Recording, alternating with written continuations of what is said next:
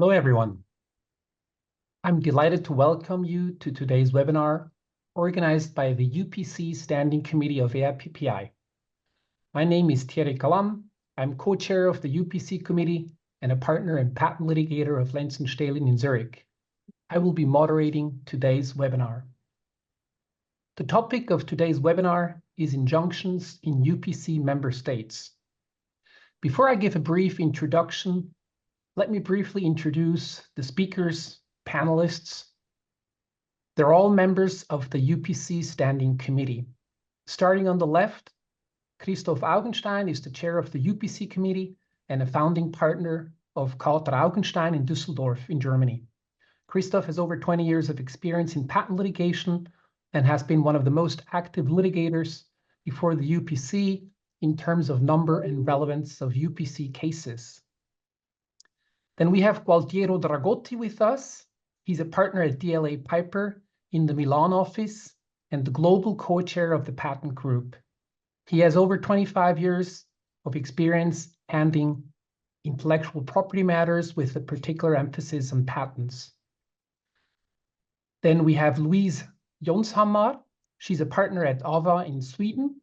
She has experience in providing legal advice on intellectual property rights with a focus on patents.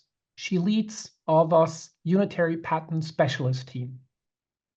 And then last but not least, we have Domien Opdebeck. He's a partner at Bird & Bird in Brussels, specializing in intellectual property law since 2007. He focuses on patent, trademark, and design protection, and has also experience in other IP-related matters. It is my great pleasure to welcome these distinguished speakers to this webinar, each bringing significant experience. I will begin with a brief introduction, and then we will move on to a panel discussion. I have prepared several questions for our panelists to cover various aspects of today's topics, and you will, of course, also have the opportunity to ask questions. As you can see on this slide, if you have a question for one of the speakers, please use the Q&A section. I will collect and relay your questions to them. For any technical questions, please use the chat. Please, next slide. So the Unified Patent Court, UPC, celebrated its first anniversary on 1st of June, 2024.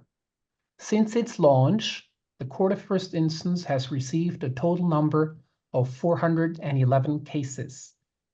As you can see on this slide, 155 infringement actions have been filed. The Court of First Instance has also received 28 applications for provisional measures and 5 applications for preserving evidence. 179 counterclaims for revocation have been filed with the court's local and regional divisions. They relate to the 73 individual infringement actions. So you can actually see this on the right-hand side, that circle, the light blue color. Moreover, 40 revocation actions have been filed, 36 in the Paris Central Division and 4 in the Munich Central Division. Please, next slide. As you can see on this slide, the 155 infringement actions, that is in the context of our today's topic, is most interesting for us. They have been filed as follows. 61 infringement actions have been filed in Munich Local Division, 32 in Düsseldorf, 22 in Mannheim, 10 in Paris Local Division, 7 in Hamburg, and 6 in the Nordic Baltic Regional Division and Milan Local Division. The Local Division of The Hague have received 5 infringement actions, 2 were received in Brussels, whereas Helsinki, Copenhagen, Vienna, and Paris Central Division have received 1 infringement action each. Now, the reason for mentioning these figures is to highlight that a substantial majority of cases have been filed in Germany, although the panels of judges always include at least one judge from a jurisdiction other than Germany. it is evident that the UPC decisions available so far have been significantly influenced by German law-trained judges. This is an important consideration as we move into the discussion part. Now, without further ado, let's begin our discussion on injunctions. First, we will address the availability and scope of permanent injunctions, along with enforcement issues.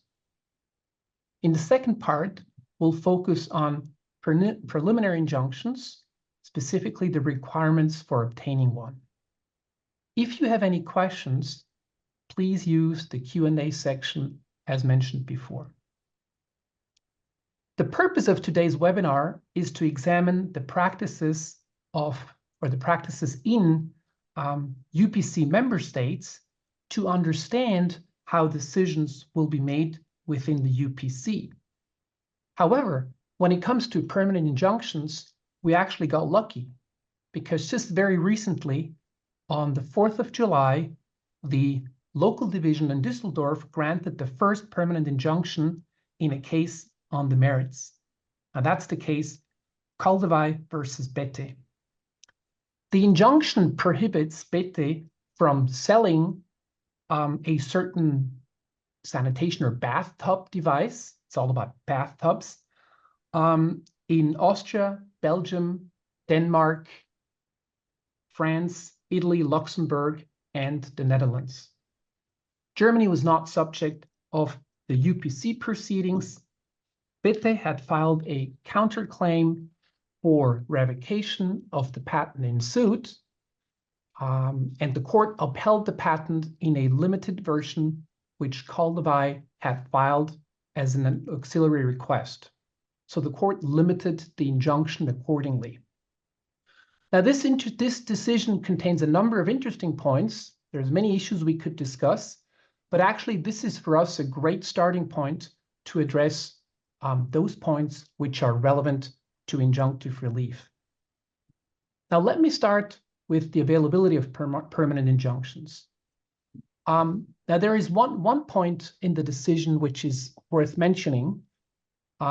Bette had argued that there was no basis for a permanent injunction because Article 63 of the UPC agreement refers to an injunction aimed at prohibiting I emphasize, the continuation of the infringement.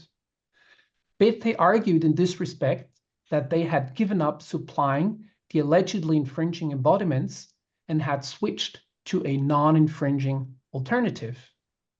Now, the local division Düsseldorf suggests in the judgment that the possibility of a continuation of infringement and therefore the permanent injunction may indeed fall away if the defendant establishes that it has given up using the infringing embodiment. In this particular case, however, the court concluded that Bette had not met its burden to substantiate and prove this. Now, this is my first question to the panelists. Now, how is the practice in your countries? Is a right holder no longer entitled to an injunction if the defendant discontinues the infringement? Is a written undertaking requirement? Please, Christoph, can you maybe start answering this question from a German perspective? Yeah, thank you, Thierry. Yeah, you know, I always remember the one sentence I learned from one of the more senior partners when I started practicing law, that is, yeah, just giving up is not enough. Yeah. So,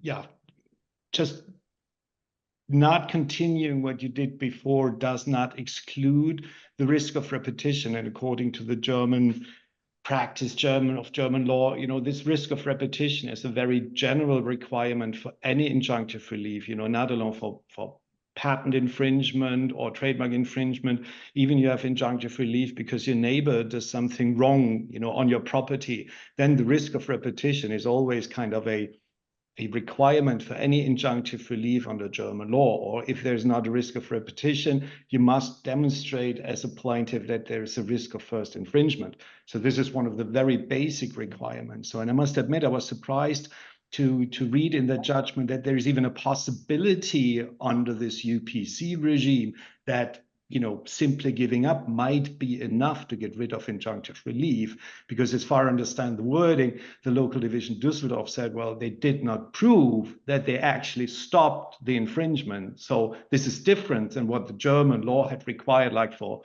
decades, because the only way to make really go away the threat of an injunctive relief is if you issue a contractual undertaking that is equipped with a penalty payment. So you must promise to pay a substantial penalty, under the threat of a penalty payment before this risk of repetition goes away, and therefore one of the basic requirements for injunctive relief goes away. So under German law, once you have done something wrong, you need to issue a declaration within the contractual penalty. It might be different if there's just a risk of first infringement, then it might be sufficient to just issue a declaration, but it will never be enough to simply stop your infringing activity. So this supposedly can be a big difference. I might add a very interesting case where the local division Munich in Merrill versus Edward Life Science accepted such a undertaking with a contractual penalty as a event that would settle the injunctive relief. So the German term is Erledigung, and the English translation is not 100% fitting here, because settlement, you always could say it's a contractual agreement between the parties, but it is not, because the one party just issued this declaration with a penalty, and the local division Munich accepted this as ending the claim for injunctive relief. So there again, you see how those various divisions, go slowly forward with their tradition, with the judges they have in mind to handle with those UPC questions.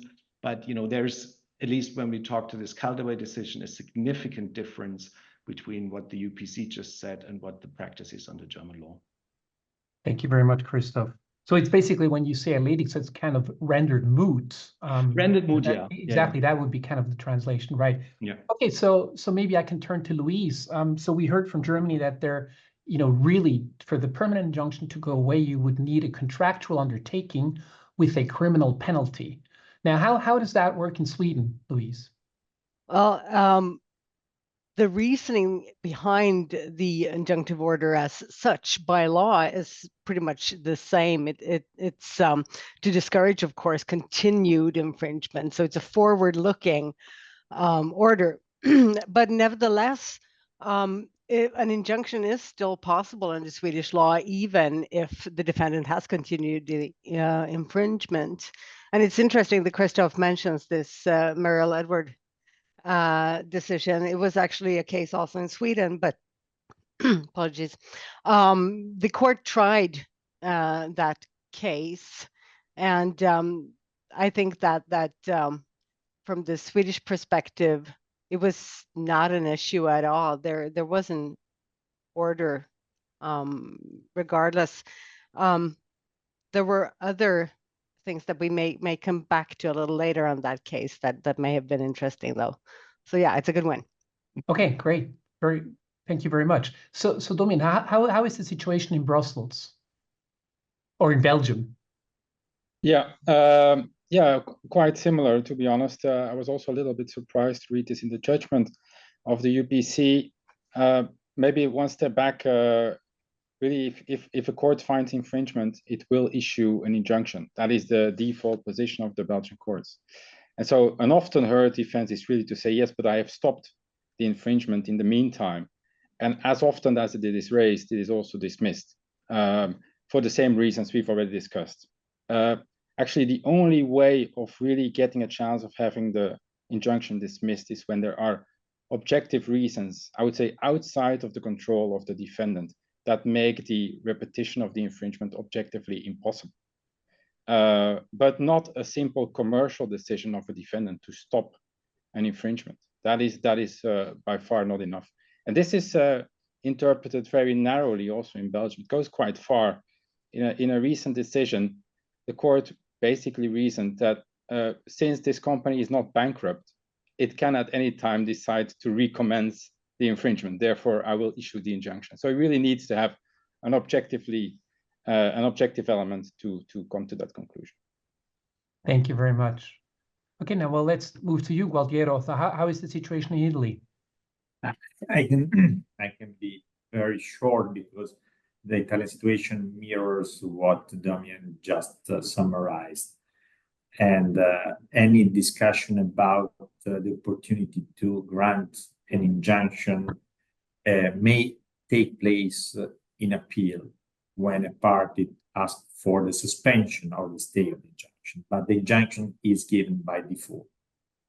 And in one case where actually a sort of risk of bankruptcy defense have been raised, actually the outcome was that the judge said, okay, but I cannot allow you, the infringer, to continue operating with this enhanced risk not to pay damage at the end of the day.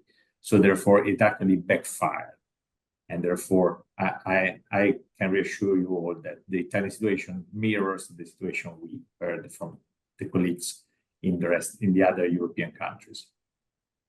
Thank you very much, Gualtiero. That's actually really interesting that we have now several European jurisdictions, here, and it appears that the situation is more stringent in the national jurisdictions. So it's kind of curious to see, how this statement came about, and will be really interesting to see how this, further develops. As I said at the outset, in this particular case, that didn't play a role because, the court concluded that BETE had not met its burden of proof, in this regard. So there was no, written undertaking or anything like this. Good. Well, thank you. So, let's move to another question, and actually, let's talk about, proportionality. Now, that's an issue that we have, previously discussed in the AIPPI in several instances. Probably the most interesting and most contentious discussion was in Hyderabad a number of years ago, but we have discussed this over and over again within AIPPI. If you look at this first UPC injunction that was granted by the Düsseldorf local division, there is one sentence in the context of indirect infringement where the court notes that there are neither apparent nor presented circumstances that would argue for the disproportionality of the injunction ordered by the decision. In a second sentence, the court noted that there was no other relevant use of these means. I quote, it's a German decision, but I quote in English now. In particular, it is not apparent for what other purpose the contested embodiment would otherwise be used.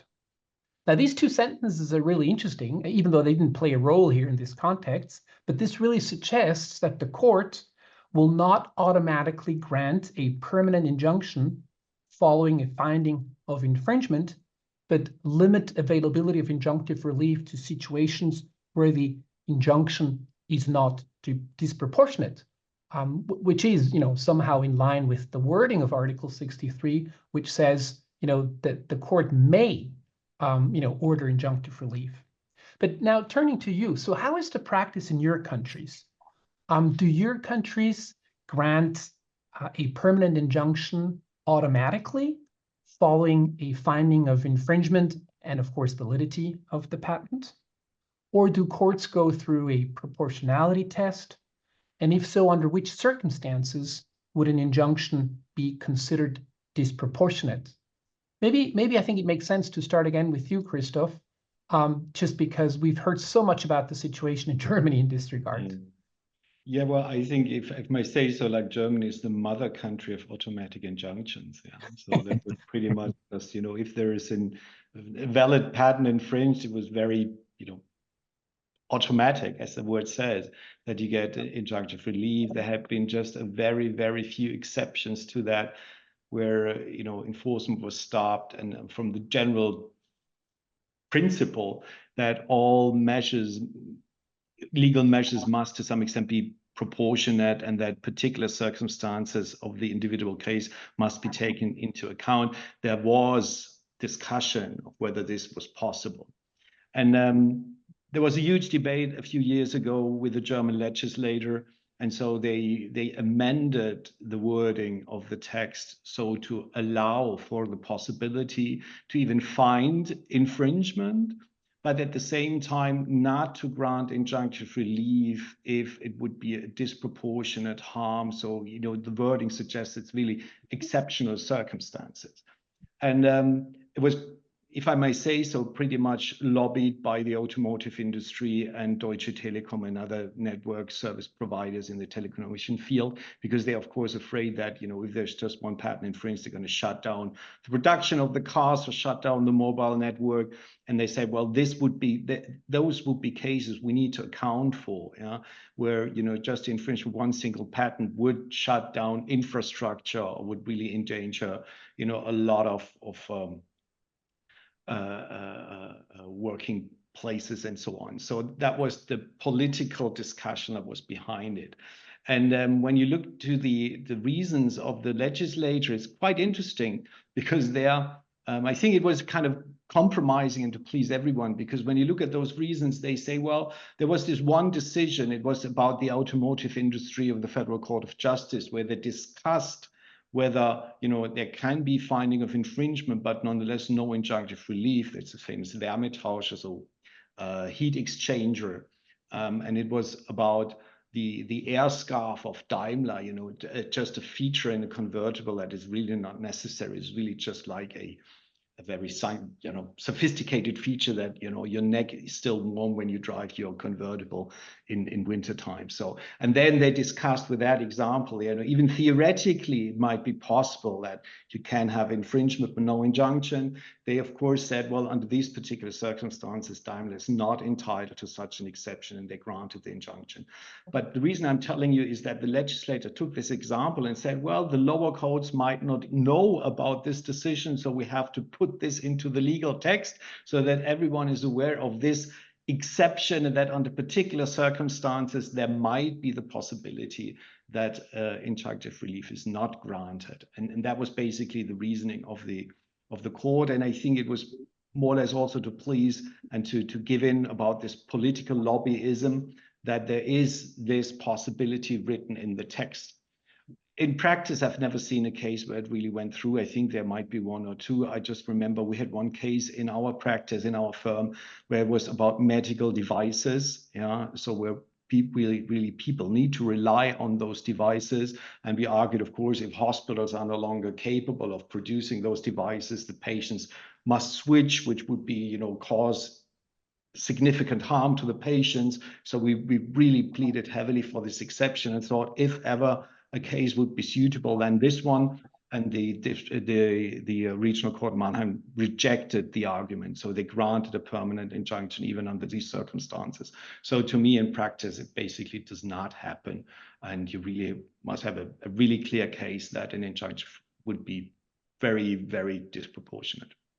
Right. Thank you very much, Christoph. Maybe Gualtiero, maybe you can talk a little bit about the situation in Italy. Yes.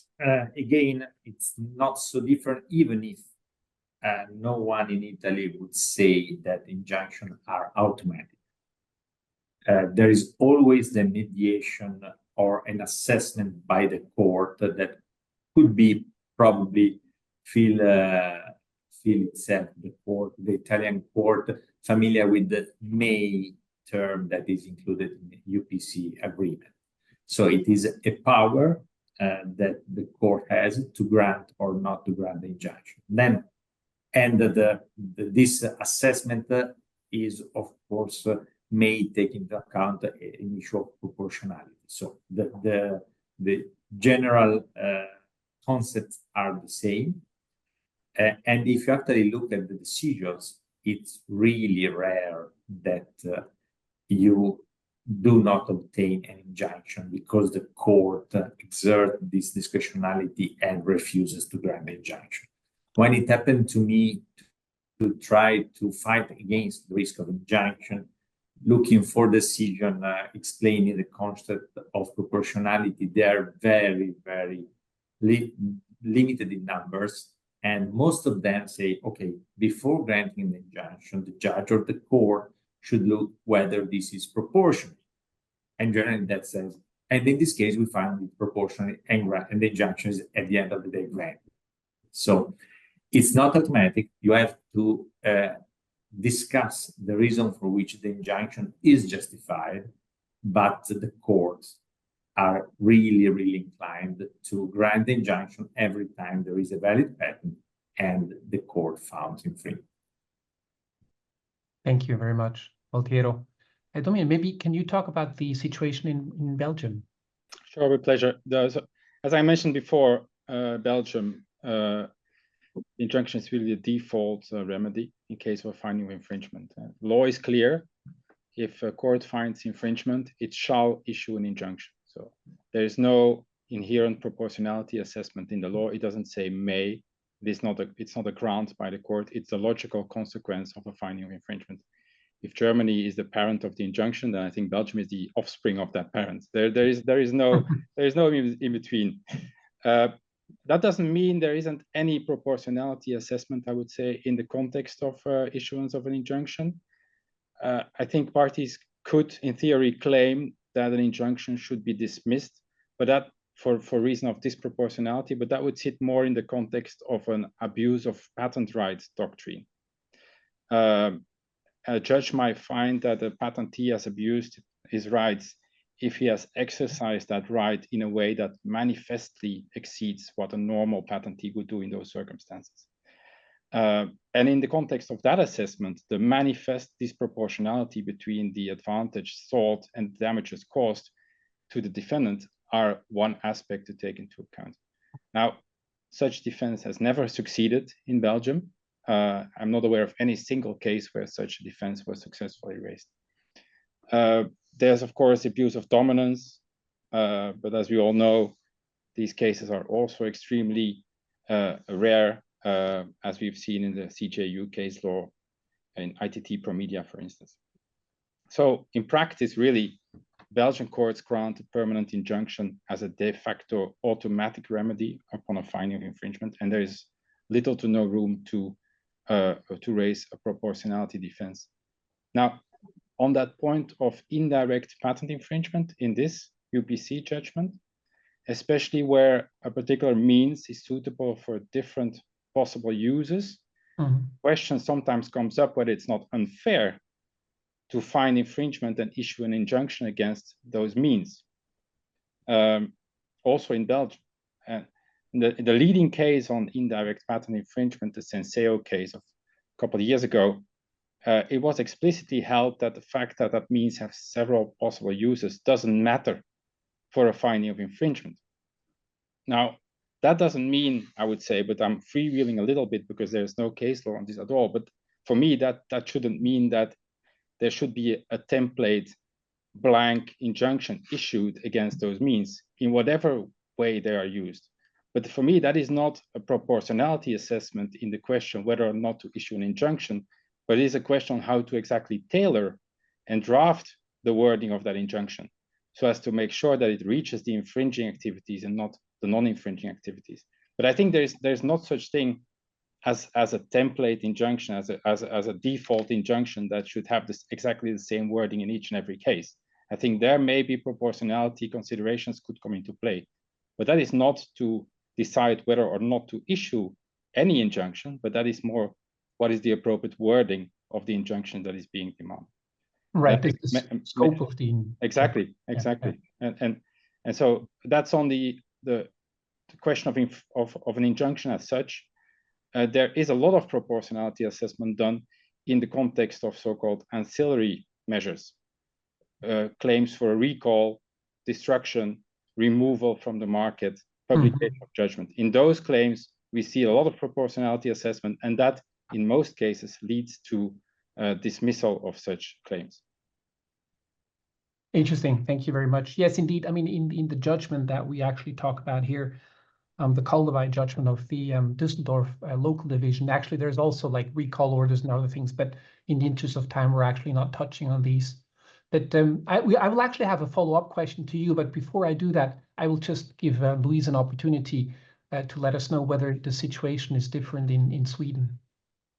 Well, not different per se, but there are always, variances. The Swedish law talks about may. We have the word may in the law, and I'm thinking about this when particular particular case from the Patent Appeal Court where they made a point of saying that this is not an absolute right. The order for injunction is not an automatic right. It does say may in the law, and when it came to the reasoning for the decision, they just simply said there's been an infringement, so here's the order for injunction. So what that really means in practice, I guess the jury's out on that. But I think also that, so there's strong suggestion in practice that the claim for injunction will be granted if there is an infringement. And if that claim for an injunctive order is probably rightly worded, I would say.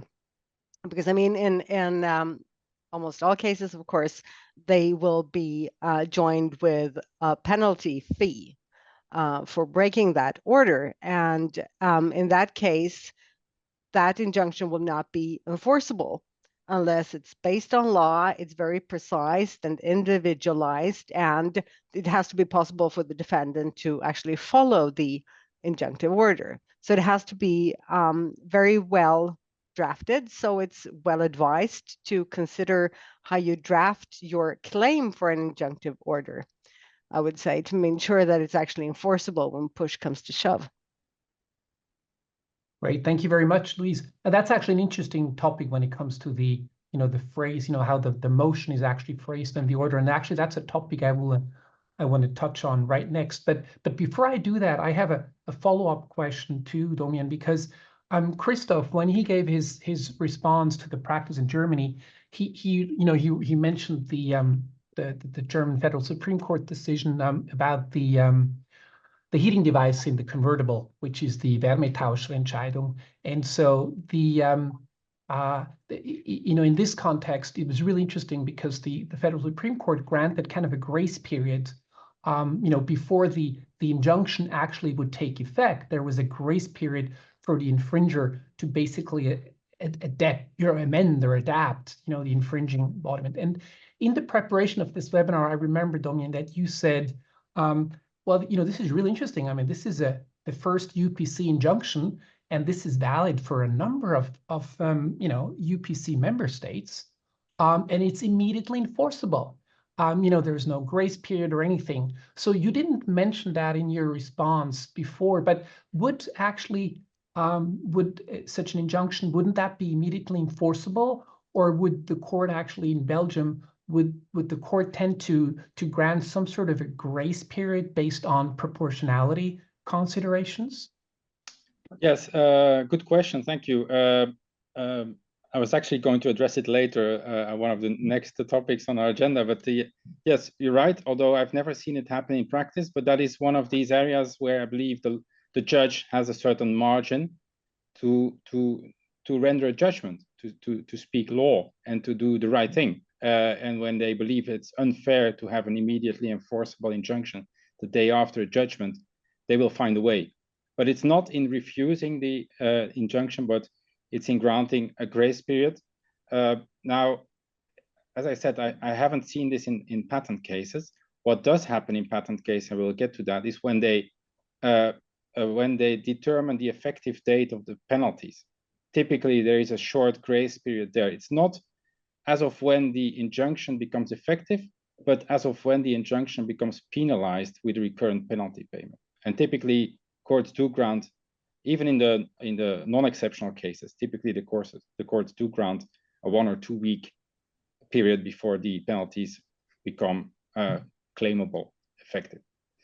Can I just take the opportunity, because it's something came to my mind still on this point of indirect infringement. I think this is the last time we will touch upon it, and we haven't discussed this before. But when I was reading the better judgment again, and maybe this is a question for Christoph, whether this corresponds to the German practice, the injunction in the way that is phrased for the indirect infringement, it says it enjoins the offer and supply of the means as soon as they are suitable and intended for use in that composition.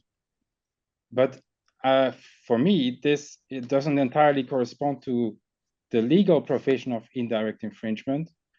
also in Article 26 of the UPC agreement, which requires that the defendant knows or should have known about that particular suitability and destination of the product. So, and this becomes relevant when a means has multiple potential applications. So I was wondering, is this, because it was claimed as such by the claimant in this case and taken over by the court, is this maybe going too far? Should the court have tailored this better and said, no, if I take over the injunction as it is provided in the law, I should have included also that knowledge requirement in the wording of the injunction? Or is this the typical way of doing this? I would consider this being rather typical way of doing this in Germany, because what you've said about like the knowledge or the supposed knowledge of the infringer, that's a subjective element to it, to indirect infringement. And my understanding was always, and just no one ever told me, but I take this just from what I read and from the judgment, that the operative part of the order, reflects what you need to objectively is, but what objectively is forbidden. And there are those subjective elements. They need to be checked by the court. So if the court feels that someone should have known that these means can be used for infringement, this is checked. But then if the court checked the box and said, well, this subjective element is present, then he can render just the operative part, where again you have just objective considerations that should define the operative part in particular, also because these operative parts need to be very clear so they can be enforced, and they should not depend on subjective elements. At least that would be my take. Good. Thank you very much for this interesting additional discussion. So unless Luis or Gualtiero, you wanted to touch on these issues, I would move actually to the next question. Because this is more about scope of injunctive relief, and we actually just talked about the orders, and this is actually also a very interesting point, and this is something we also previously discussed, for instance, in San Francisco 2 years ago at the PPI conference, as to how to actually phrase the motion and how specific the form of order is. If you look at this particular judgment here, the first UPC injunction, the order granting injunctive relief is very specific. It is a German-style order, meaning it recites the language of the claim found to be valid, which in this particular case, if you have read the decision, will be a combination of claims 1, 2, 3, as per the auxiliary request. And the court found the prayer for injunctive relief admissible, even though Kaldewey had listed the wording of claim 1, which corresponded to its main request. In other words, Kaldewey had not included a specific prayer for relief listing the wording of all the claims 1, 2, 3 corresponding to the auxiliary request. Here, the local division in Düsseldorf was quite generous, and they said that even though they had not included this specific wording, it should be interpreted in this way. Because Kaldewey had addressed claims 2 and 3 in its infringement submission from the outset, and this remained undisputed between the parties until the end of the oral hearing. Furthermore, BT had actually not objected to the wording, and they had also not argued that the scope actually would be narrower. So I think there's really, for our discussion now, there's really 2 aspects which I find interesting. First of all is, how specific does the motion have to be, and how specific is the order? Is it really reciting the claim language? And I think the other issue is, is it really enough to recite the claim language, or do you have to be even more specific, and you have to specifically describe the infringing embodiment? And this is something I have previously said at PPI events, but so in Switzerland, for instance, it's not a UPC member state, but just for illustration purposes, the practice is even more stringent than in Germany. In Switzerland, this particular prayer for relief would not have found to be admissible, because you really have to be very specific as to the infringing embodiment. And if you do not list the specific features of claims 2 and 3, which of course are part of the combination of the auxiliary request, that actually then the claim would have been rejected. So please, how is the situation really in your specific countries with regard to these two issues? And maybe I can start with Gualtiero this time. Yeah, with pleasure. And in this case, I think we have different approaches within Europe. For instance, in Italy, the way, of course, it is the plaintiff or yes, it is the plaintiff who has the burden to properly draft the request, the petition, and therefore the order. That said, the order is formally the result of the work of the court, and generally speaking, it reflects the embodiment or embodiments that have been the subject matter of the proceedings. Therefore, usually it says the defendant or the infringer is prevented from continuing manufacturing and selling this product with the serial number or the commercial name of the product. And of course, such an injunction would not be useful because, of course, the infringer could easily escape the injunction itself. And therefore, usually there is a second part of the order saying something along these lines, and any other infringing product without any specific list of claims or reduction of the claims. So usually it is a confirmation that a specific product or a specific list of products cannot be manufactured and sold anymore, and then a more generic order not to adopt, not to continue infringing the patent, which is the subject matter of the proceeding. That said, usually it's a good idea to focus to include also in this order, very specific, very general, a couple of features that after all the proceeding are the main feature that could allow, for example, a bailiff to understand whether a certain product is infringing or not. So in my experience, the best order, and what I try to draft when I'm on the plaintiff side, is, okay, let's focus on the embodiments, then let's get more general order, not to infringe, and I will say a word about why this is useful and it's not just repeating the law, and then a couple of features that allow to understand whether a new version is infringing or not. The reason for which also the general order, in my opinion, is relevant is that the law, of course, includes the order not to infringe a valid patent.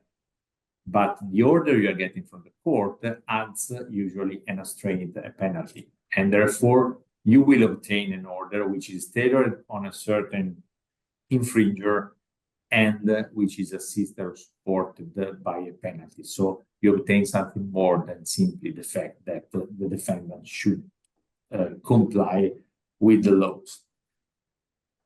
Another comment about the decision we are commenting from the Düsseldorf local decision is about the decision of the court to reward, let's say, the order considering the amended claims instead of the original claim one. This is, in my opinion, aligned to what have happened in Italy, because the principle we have is that the court cannot exceed the petition made by or the claims of the plaintiff. In this case, I see an original claim which was larger because it was drafted on the basis of claim one, and the result after all the discussion and the assessment is a more restricted claim, which should have been must be considered included in the original claim. So in my opinion, the Italian judges would have decided along the same lines. Okay, so you're saying that that would have also been found admissible, and there is no requirement to include kind of an auxiliary prayer for relief corresponding to the auxiliary request number 1. So, Yeah. so it's also kind of a more generous line. So Louise, actually, we just touched on this before when you gave your answer. So maybe you can give us your insight into the Swedish situation. Yeah, similar to Italy, but yet different, of course.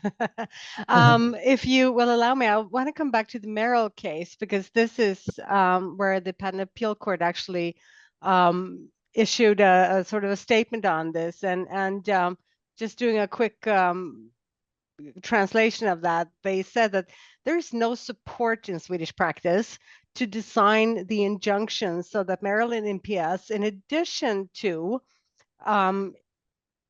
forbidding them regarding the actual infringing items, also prohibiting them from taking measures with other objects that would include all the features of the patents as specified in the claims, or with any similar objects that would include those features.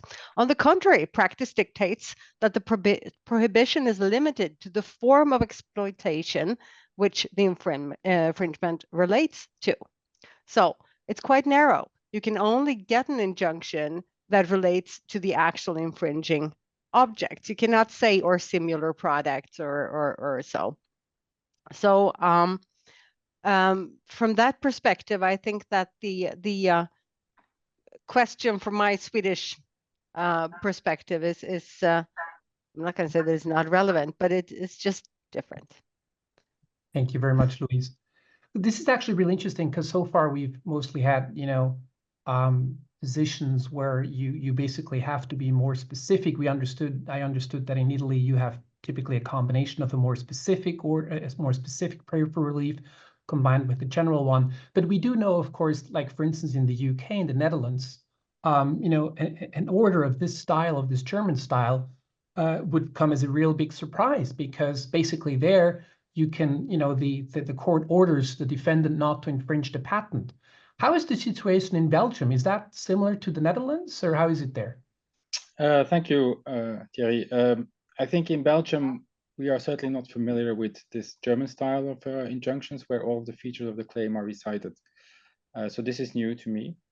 Typically, an injunction would be issued against one or more particularly identified embodiments. As in the Swiss approach, you have to specify the infringing product. And this gives legal certainty to the defendant because, as Gualtiero said, we are not merely repeating the law, we are immediately attaching a recurrent penalty payment to it, which moreover has a dissuasive effect. So it's typically much higher than what a damages award would be in case of a finding of infringement. So we are creating quite a precedent. And it's in the interest, I think, of the defendant that that precedent is clear, that he knows very well what he needs to abide by. And also the injunction, as we know it, it's not even associated directly with the act of infringement, but it's associated with non-compliance of a judgment. You're not listening to the court, and therefore you need to pay a penalty. So that is why penalties, I think, need to be distinguished from damages award or setting a precedent for a defendant. Now, that being said, that was I would say the traditional approach in Belgium, where you set really, you enjoin a specifically identified embodiment which you had earlier identified in the proceedings and which was found to infringe. And nowadays, we see much more of these mixed injunctions as well, like Gualtiero described, where you have first a finding of infringement of a specifically identified embodiment, and then a very general injunction against any other direct or indirect infringement of the patent. And for me, that really sets a dangerous precedent, because you lose that clarity and a freedom to operate exercise for the defendant suddenly becomes a knife on the throat, because if you miss the assessment, then you're subject to penalties all of a sudden. So it is really something to look into. I would typically object severely to that as a defendant, but I understand, of course, why as a plaintiff you would ask for that. Thank you very much. And actually, you gave me the heading for the next, the next topic that I would like to address, which is penalties. But before I move to penalties, I would like to give Christoph an opportunity. If there's any comment, did you want to add anything to what we have discussed? We took basically the German position as a starting point, but you never got to speak about it. Yeah, well, maybe just one thing when we talk about equivalent infringement, then of course you have to adapt your claim because you need to identify the means that is only infringing in an equivalent way, the patent. So that's the exception of simply copying the claim language. But what I think is important to know that, there might be even a difference for the future UPC practice in the wording that was written in the decision that was granted with the order and the actual scope of the injunction. Because, I've very often had discussions with people and say, well, we need to carefully, take wording for injunctive relief to define the scope of the injunction. But to me, this is not yet set what the UPC will do in the future.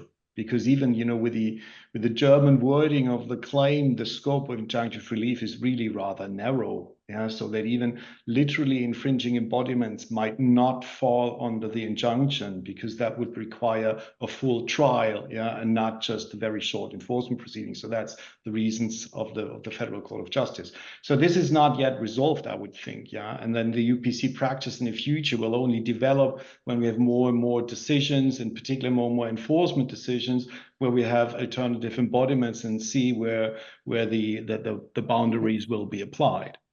And maybe with admissibility, I think, this again would be of this prayer for relief. And I'm of course with Jaltero that at the UPC as well, the court cannot grant more than it was requested. And if, a lawyer forgot to request something, my experience is that sometimes the judges, they somehow feel mercy and try to help the lawyers because they want to take the right decision and not maybe just, make one party lose because, they might have not met a formality. So I would say it's a bit stretched here that, this very request that was granted at the end was not in the court file.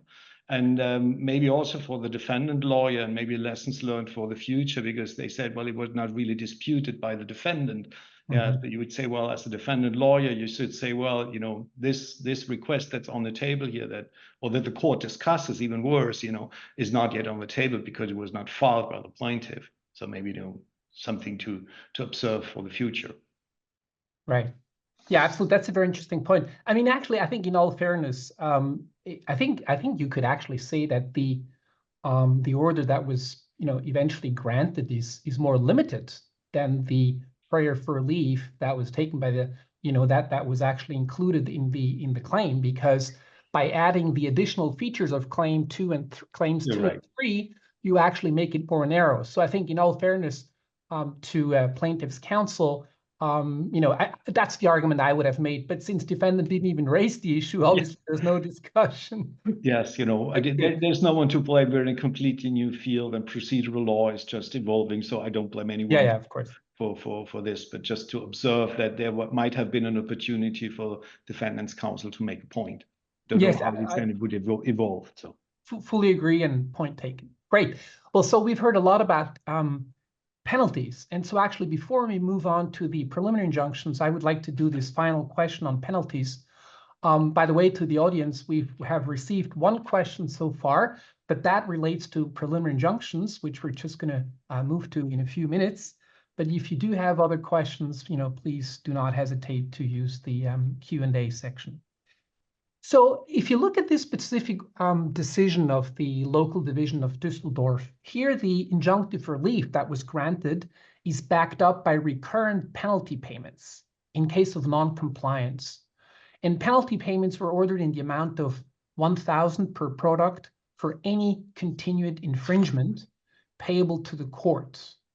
No maximum penalty ceiling was set.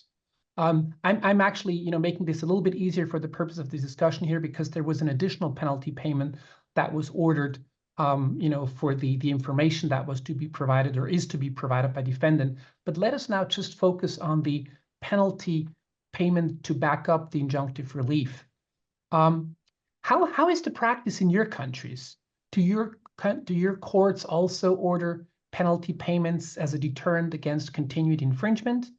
And are the penalties payable to the court, as here, or are they payable to the plaintiff?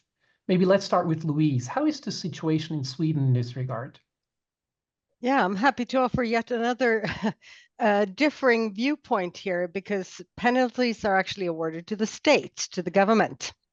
And as regards recurring penalty fees, first, I want to say that injunctive orders are pretty much always also include a penalty fee, and they're rather substantial. They should really be persuading the defendant to not continue the infringement. So there used to be sort of a round figure of 1 million Swedish kronas in penalty fee, and it's a one-time penalty fee payable then to the state if awarded, if there is an additional infringement. But it is the patentee that has to bring action for that penalty fee to actually be awarded, so to speak, and to prove that there has been an additional infringement. So the patentee has to do the work, but the money is awarded to the state. How is that fair?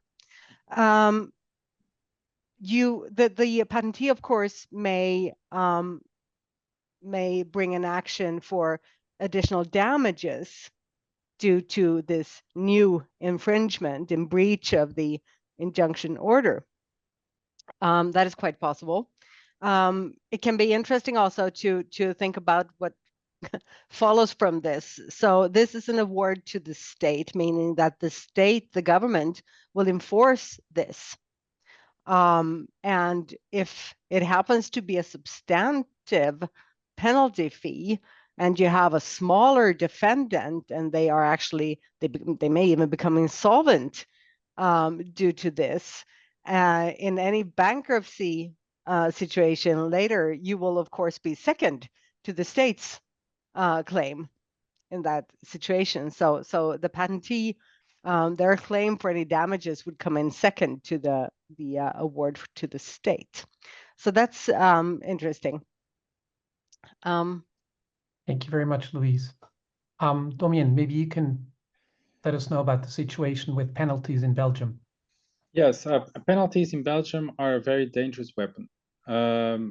They accrue very quickly. There's a lot of what we call execution disputes, so enforcement disputes relating to penalties. And these are sometimes the difference between settling a case or not, I feel, in practice. Because, first of all, penalty is different from the UPC. Penalties are awarded to the plaintiffs, so they are truly motivated to claim penalties and to seek in the four corners of the internet for an old website publicity that is still remaining somewhere. And sometimes the wording of the penalty and the injunction and the associated penalty is not well thought through. It's difficult to anticipate every possible situation in advance, and sometimes in practice later on, penalties are being accrued that are not foreseen. Again, an old Google search that still results in a Google search that still results in an old website lingering somewhere. So yes, that is what I feel in practice in Belgium. It's really a powerful weapon, and you need to be really attentive already in the main case as to your defense, object to the way it's formulated, be very specific in the injunction and the penalties. What we typically see, as you mentioned before, contrary to the UPC, we typically do get from the issuing court a ceiling with a maximum cap of penalties to avoid these types of accidents, but they tend to be quite high as well. They still need to remain dissuasive and not motivate a defendant to continue the infringement, obviously. So that's what we see. And there's a second, I would say, limitation or safety valve in the national law in Belgium, that is that penalties have a statute of limitation that is very limited. You can only claim damages 6 months back. So it's an exceptional statute of limitation, which is different from the traditional regime. So yeah, that is that. Thank you. Yep. Very good. So I don't know, Christoph, maybe would you like to talk about the situation in Germany briefly? Yeah, in Germany. So again, here, this was the starting point. Yeah, please. Sorry. Yeah. Yeah, we the fine in that is the maximum fine under German procedural law is 250,000 euros per case of violation of the injunction. And so we have this cap.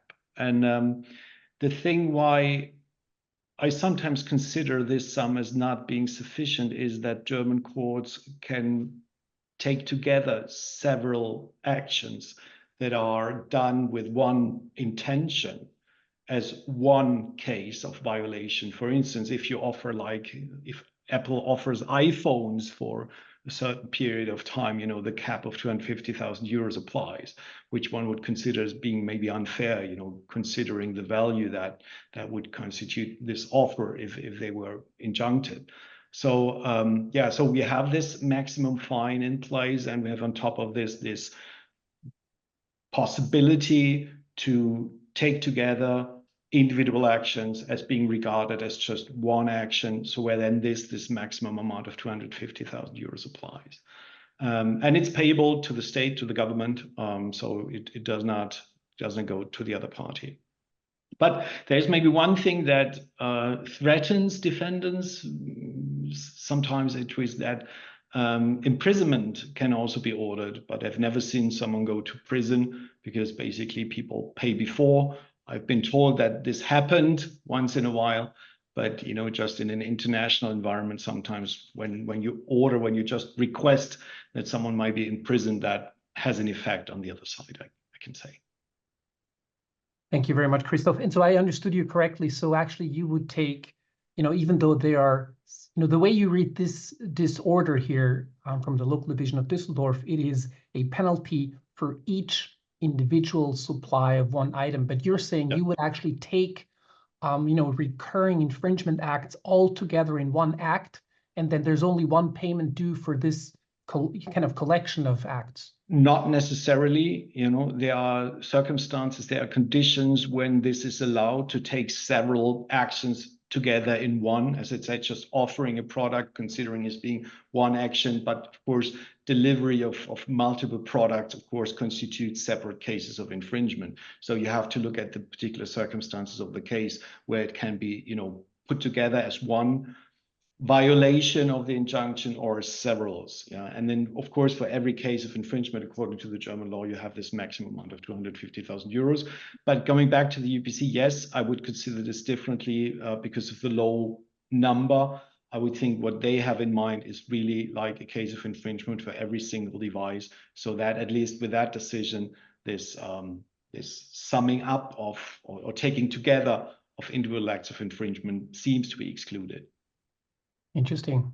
Which is actually an interesting point, because we also discussed this in preparation of the webinar, that there have been some preliminary injunction orders in this regard, both from Munich and from Düsseldorf, if I remember correctly.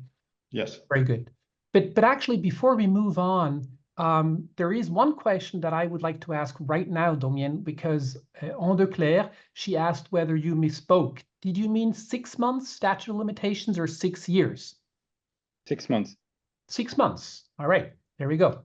Thank you very much. So that question is taken. I'm not sure whether I misspoke or not. I think. No, you said 6 months.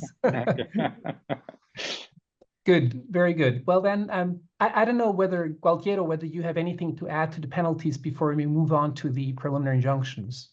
Yeah, I took a lot of notes because I saw points where the Italian situation corresponds to what happens abroad, and significant difference. Probably one main difference is that in Italy, the penalty, which do exist, is paid to the plaintiff, not to the state. Plaintiff. So when the first time I read the UPC agreement, I thought that we were talking about the normal penalty for the Italian approach. And then when studying the UPC agreement, I realized that we are talking about fines. So that means that on top of fines, we probably have to discuss also damages, while in Italy they are sort of mixed, because it tends, someone suggested that penalty should be subtracted by damages if and when they are going to be awarded, which is another issue that we can discuss in another webinar in the future. Then about the way to draft the penalty, it is pretty common to have actually a two-pronged penalty. One amount in case of every additional infringing product manufactured, sold, advertised, etc., and one penalty in case of delay in complying with the injunction. And according to certain case law, you can add the two penalties together. And this can be dangerous for the defendant because we do not have any cap. So the penalty accrues pretty fast, and there is no cap, and there is no statute of limitation as short as in Belgium. Actually, the usual statute of limitation for damages is 5 years. In special case, could be 6 years. And according to an old decision, when a debit is enshrined in the decision, even the longer 10 years statute of limitation applies. So it can be really, really dangerous. We do also have the possibility that refusing to comply with a court order amounts to a criminal offense. Therefore, at the end of the day, someone could go to jail, as Christoph said. And in that case, before going to jail, the non-compliant party could be condemned to pay a fine. So at the end of the day, we could have also a fine paid to the state. But the usual constraint, which accompany almost every injunction order, is paid to the plaintiff or the right owner. And one last comment, if I have time, one must pay attention to how the order is drafted, because sometimes we have this order with all the measures listed one after the other. So it's an injunction, a withdrawal from commerce, etc. And at the end, you have a penalty in case of non-compliance. And of course, the plaintiff would say, actually, this is a penalty for non-compliance for any of those orders. And the plaintiff would say, no, this is just for the injunction, not a penalty for all the orders. So the way the order is drafted, the way the penalty is actually drafted, is extremely relevant for all the parties involved. Thank you very much, Gualtiero. It's actually very interesting to have a kind of a mixed picture here now from the various jurisdictions, whereas penalties are commonly available. In one case, it's actually payable to the court, as in the UPC. In one case, it is payable to the state. And as you just mentioned, Gualtiero, now at the end, you have an astreinte type of penalty, which is actually payable to the plaintiff. Very interesting. So I think this really concludes our discussion on permanent injunctions. And there's actually one question that would also deal with permanent injunction, but I would actually take this question later because I think it touches both on permanent and preliminary injunctions. So maybe just as a brief introduction, here obviously we have a different situation as compared to the permanent injunctions. As I said at the outset, there have been already 28 applications for provisional measures. There have been several decisions. I will, as a starting point, I will again take a German decision, which was the first fully reasoned decision of the UPC to grant a preliminary injunction, which was the case of 10x Genomics against NanoString. The Munich local division issued this preliminary injunction on 19th September. There was actually a preliminary injunction prior to that, but that was only orally ordered, and the reasons came afterwards. So that's why the local division Munich actually gets the price of the first fully reasoned decision. Anyhow, so let me touch on the first issue, which is the required standard of validity and infringement, to the extent that you have to show that the patent is valid and infringed.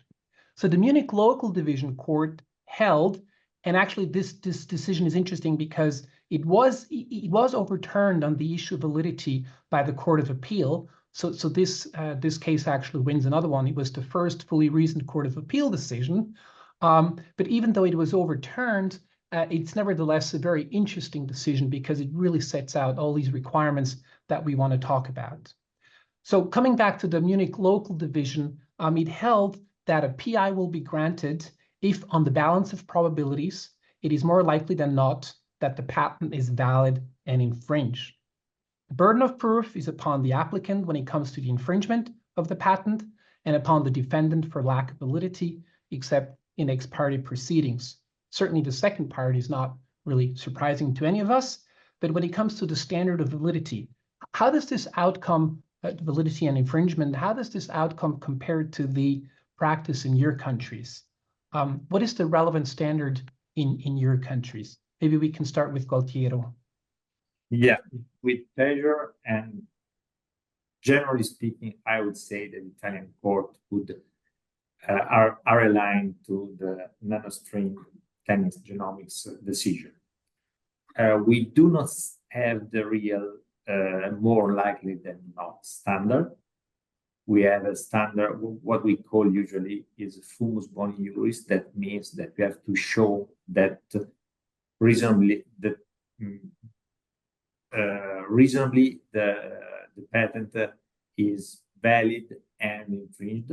And of course, you cannot compensate a weak point on the first prong with a stronger point on the second prong. I mean, your patent must appear prima facie valid and must appear prima facie infringed. Otherwise, you are not getting an injunction.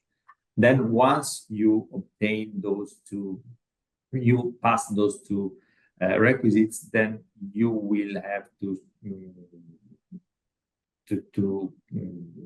overcome the additional requisite about urgency, but I think we are going to discuss this later on. In terms of the of these two requisites, they are generally speaking aligned to what the UPC proposed in that decision. And the same applies to the burden of proof. We have the same standards. The patent owner should have the burden to provide evidence of the infringement, and the defendant must provide evidence that the patent is invalid or not totally valid. This is true in every decision. It's not so common to get a ex parte decision in a patent case, so I would not focus on the exception. Generally speaking, there is in PI petition, there is a burden to provide the court with every relevant piece of information. This is even more important for ex parte decision. So when you file a petition, you are expected to provide the court with every aspect, including, for example, decisions which are not in your favor that could have been issued abroad. Thank you very much, Piero. Okay. So maybe the question to the other panelists, so does in any of your jurisdictions apply the more likely than not standard? Louisa is shaking her head. No? So Domian, in Belgium, does it apply in Belgium? To be honest, I find it very difficult to say how, if a standard is set in specific wording, whether or not that corresponds to another wording. I mean, I can tell you what the standard is under Belgian law for, in particular, infringement. A plaintiff in a PI case must make it prima facie sufficiently plausible that there is an infringement. Now, whether that corresponds to more likely than not, I can't really say, to be honest. Interesting. but yeah, I mean, a good case of infringement, I guess, is in an event required. And how about Germany?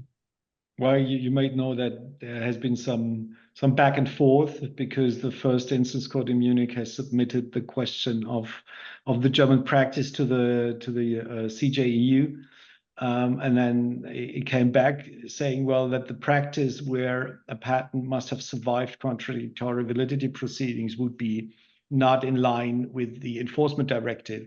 And then, you know, most of the practitioners and judges came back, but this was the wrong question, yeah, because it was never the case that only if and only when a patent has survived contradictory validity proceedings that injunction would have been available. So the German practice, at least in my mind, didn't change at all. So we're still stuck with the test that we had before. And even theoretically, you know, from the wording of the German Code of Civil Procedure, you could take that preliminary measures could be granted easier, more easily than permanent decisions or decisions in main proceedings. That is not the reality in patent infringement cases, because there the test has always been, you know, a different decision in main proceedings, you know, should be excluded. So that meaning validity infringement must be as clear that no wrong decision can be taken. And therefore, this very high threshold when it comes to validity, you know, take into account again bifurcation. So, you know, they have the legal judges having a say on validity. So they must be very sure that it's valid. Therefore, this contradictory validity proceedings, or of course, other reasons that acceptance in the market because of a bunch of licensing contracts or any other circumstances you might envisage where you can argue now it's really, really urgent or validity is short or whatsoever, and very clear infringement that's on top of that. So it's really kind of always say to clients, you know, of course we can go for a PI, but it's an uphill battle, and generally every single doubt, you know, is to the disadvantage of the plaintiff. Thank you very much, Christoph. Did you on purpose put up your hand, Damian? Yes, I did. Good. I didn't want to interrupt for that. I just want to clarify what I just said relates to the question of prima facie infringement. For the question of prima facie validity of the patent, the situation in Belgium is very different from many of the other jurisdictions in Europe and also the UPC. With respect to the validity of a patent for PI purposes, the patent is presumed to be valid. So immediately the burden of proof shifts to the defendant to argue that the patent is prima facie invalid.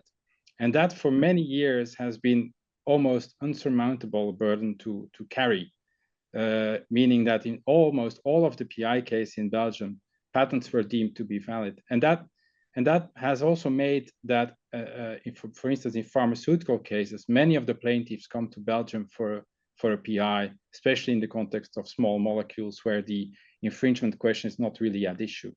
So that was a very strong presumption of validity. This has shifted a little bit in the last, I would say, 2 or 3 years, where some PI judges have been willing to find a patent prima facie invalid, but this does remain the exception to the rule. Thank you very much.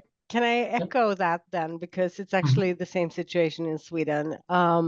The presumption is that the patent is valid, and to turn that around, you pretty much have to show that there was wrongful misconduct during the prosecution phase, or that there is new prior art, or that the skilled person has a different knowledge than what was thought during the prosecution, so to speak.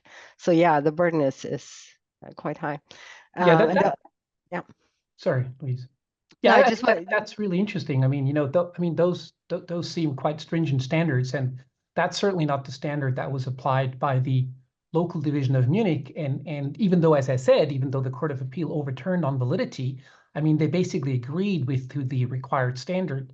So this certainly will not stop local divisions from, you know, applying a more liberal practice than you have just mentioned for Belgium and for Sweden. It goes a little bit sorry to interrupt. It goes also to the form of the judgment and the weight of the judgment we have seen the UPC render even in a PI context. This 10x genomics nanostring judgment was, I believe, over 100 pages long. So these are really truly mini trials, whereas at least in Belgium, the judge says, I am bound by the limits of what I can do in the context of these proceedings. I am only to render a prima facie assessment. I cannot conduct an in-depth assessment as to the validity of the patent, for instance. So that is, I think the two go hand in hand. Okay, agreed. thank you very much.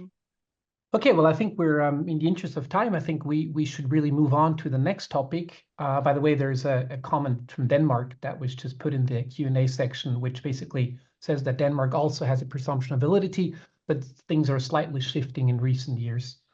But let me now move to the, you know, in terms of requirements for the preliminary injunction. Here also, it's interesting to look at the decision The local division Munich in the nanostrings case concluded from the rules of procedure that provisional measures actually must be necessary.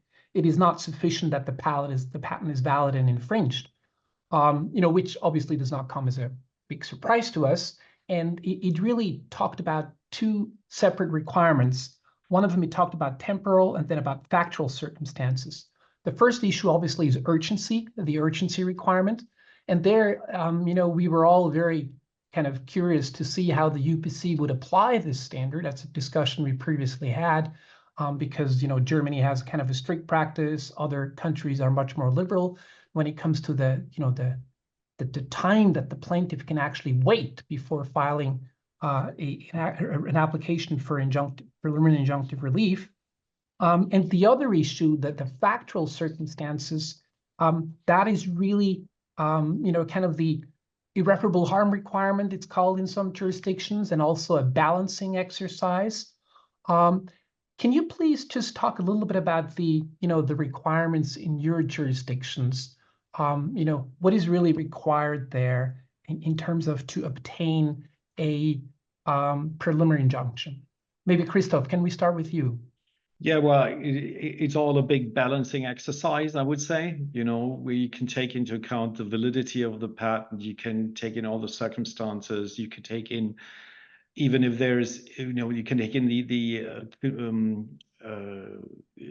issue of if there is an irreparable harm at stake. So all goes into this balancing of interests between the plaintiff and the defendant. All they take into account that injunctions on patents, are a very severe measure and a very dangerous means. And we've seen that in the Tenix Genomics case, where I think NanoString applied for this Chapter 11 protection on the US insolvency law. So you can sense that this is a very dangerous thing. And therefore, my impression, German courts are very careful in exercising this balance, or in doing this balancing exercise, and making a weighted decision. So I would not call it being a requirement, but if there's an irreparable harm at stake, it would of course help the plaintiff to get the preliminary injunction. On the other side, if there's a really, a significant harm or consequences on the defendant's side, which might not be justified, again, this speaks against issuing the preliminary injunction. So there's no specific conditions you need to meet, but all can be taken into account and will be then decided by the court whether it was worthwhile to overcoming the threshold or not. Thank you very much. You did not touch now on the urgency requirement, and oh yeah, it's actually interesting because there was just recently there was another case which was a provisional. It was the local division of Düsseldorf that actually talked about the urgency requirement in some more detail. In the local division Munich case, the NanoString case, this really was not really it was a theoretical question, because that particular claim had been filed on the very first day when the UPC opened its doors. But something that I found very, very German style and very surprising is that the local division of Düsseldorf said that that once the applicant has all the knowledge and documents that reliably enable a promising legal action, it must file the application for the ordering of provisional measures within 1 month, 30 days. Yes. So that's basically German practice, right? Well, the thing is, there is no harmonized German practice because PI proceedings stop at the Court of Appeal level. Yeah, so you have to distinguish between the various courts. So Munich has had the reputation of being really strict. So there you go with this 1 month deadline.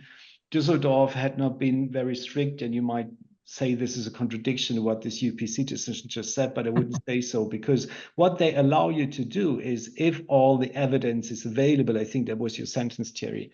So that means under the Düsseldorf Court of Appeal doctrine, you can do trials, you can examine the infringing embodiment even a bit closer, but if you then know everything that you need to know, or everything that in a litigator's words, everything that you put in front of the court, yeah. So all the evidence here available, they put in court, and you had this like 2 months, all the evidence that you've presented, and the court would say, what did you do in these 2 months?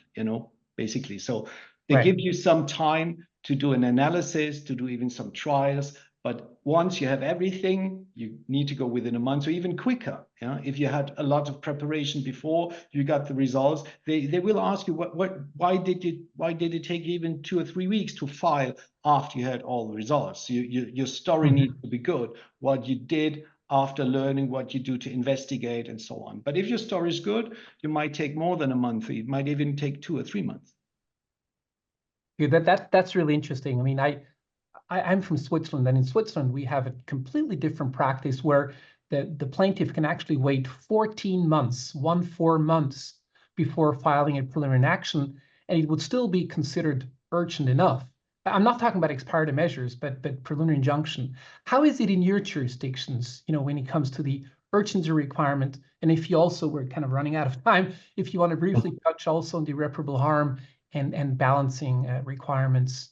It can be super quick. First. Yeah, quick. No urgency, no irreparable harm requirement. There is a proportionality test, but I have to say that from my perspective, I see that there is a view towards the patentee being granted a preliminary injunction.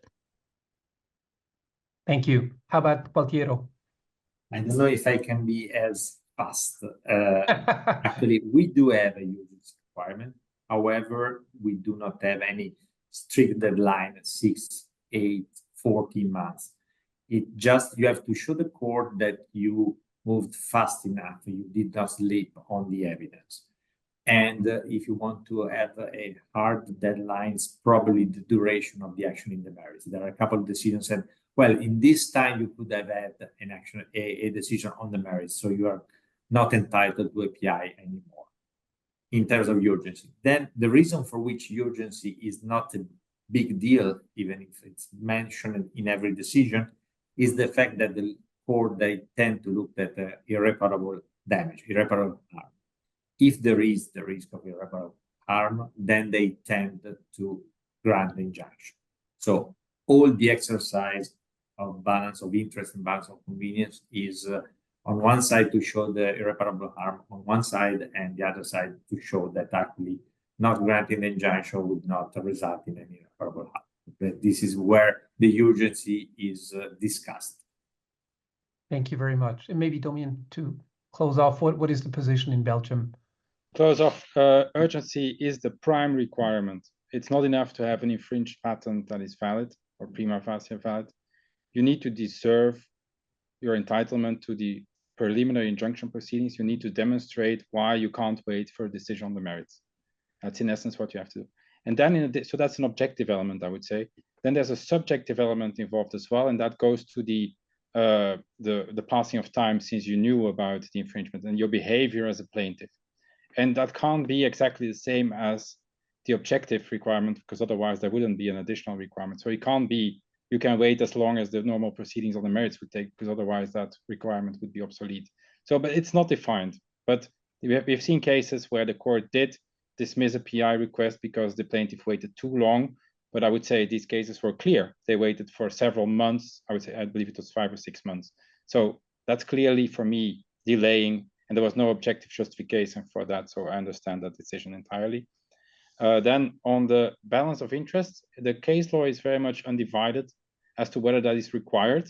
Some courts have said flat out, if there's a prima facie a valid patent that is prima facie infringed and the case is urgent, there is no room for a balance of interest. Otherwise, we will be neutralizing the patentee's rights because there's a currently enforceable right that is being ignored. On the other hand, like I said before, in the context of PI proceedings, a court is bound by the limits of what it can do. And it should, the only thing it can do is sort of create a status quo. It cannot irreparably change the situation of either one of the parties. So I think there does come into play the irreparable harm argument. If you can demonstrate that through issuance of the injunction, you would irreparably harm the defendant's position, then that will be taken into account. But that is more inherent to the procedure as such and not identified as a separate balance of interest or irreparable harm test. Thank you very much. On the urgency requirement, you said you were fully aligned with the Düsseldorf decision, but is 1 month wouldn't you consider that also quite stringent? Yes, I was referring to the Belgian case where they found lack of urgency after 4 months. That for me is Okay. obvious. Okay. 1 month sounds very Yeah. strict to me, to be honest. Yeah. Yeah, I mean, it's just really interesting because it's one of the issues that we discussed prior to the opening of the doors of the UPC, and we were wondering, which practice would actually be adopted. This is a decision now from Düsseldorf.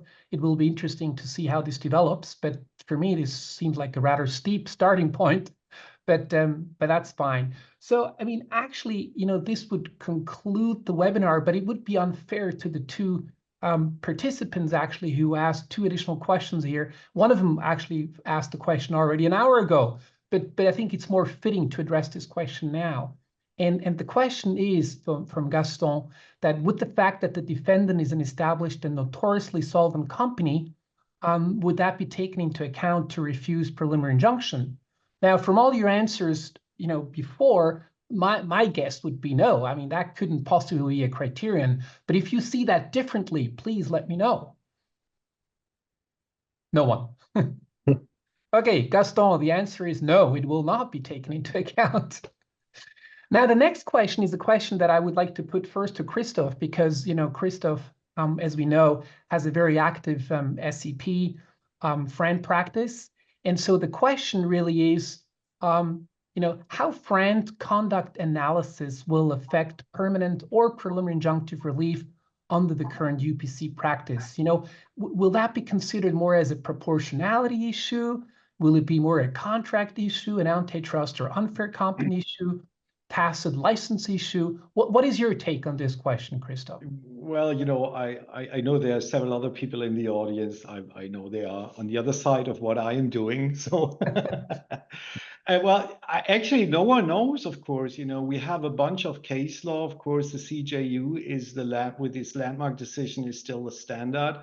And of course, we are arguing what the national courts did with it. And my impression for most of the European courts is that they did a test of willingness of the parties, so whether their conduct during the negotiation was appropriate and was kind of targeted to get a license. And so my take would be that, because this seems to me at least the common approach among all the European courts, that this is something the UPC will also adopt. But it remains to be seen. There was no FRAND hearing yet. I know there will be a few coming up soon, and we will be prepared, and we'll see what the judges will do with it. And so far, at least from their orders, I couldn't identify which way they will go. Thank you very I much. think the answer may be relevant to assess whether or not this can be brought as a declaratory action before the UPC, rather than as a defense in a PI context or a case on the merits. I think that's where it is most relevant. So it's more relevant in terms of seeking a declaratory judgment rather than in the context of permanent or preliminary injunctive relief. Okay, interesting.